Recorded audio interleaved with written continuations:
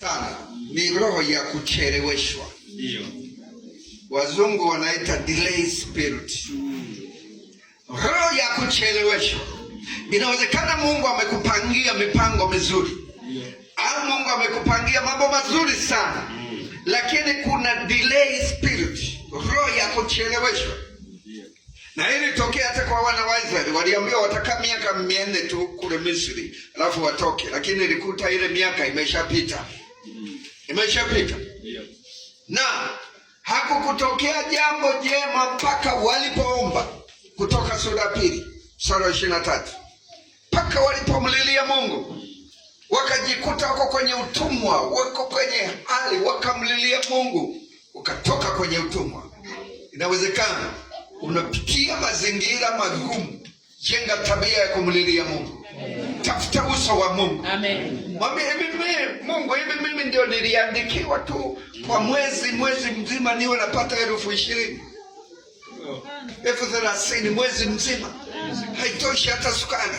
Haiwezekani. Mwezi mzima unaishi hakuna maendeleo. Sana kilichotokea kula, kuvaa, kodi.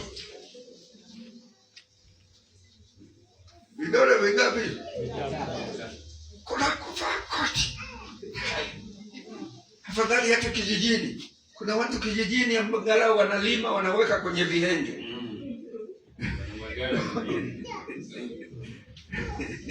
Soma hiyo Kutoka.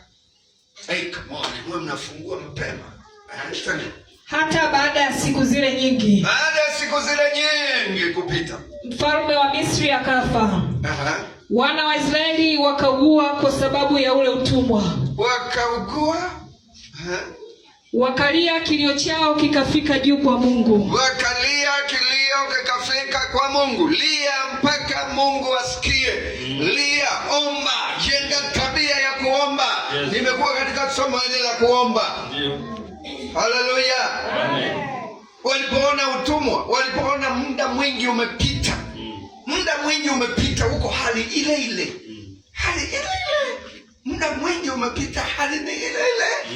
Lazima hali hiyo ibadilike kwa jina la Yesu. Amen. Nasema hali ibadilike kwa jina la Yesu. Amen. Nifafanue zaidi juu ya delay spirit. Roho ya kuchelewesha. Ni mbaya sana. Ni mbaya sana. Ndio.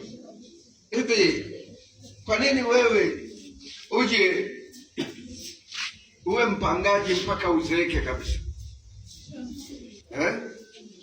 Mpaka wajukuu wako kwenye nyumba ya kupanga. Sasa hautaheshimika vizuri. Kimtipa sema mwenyekiti wa wapangaji.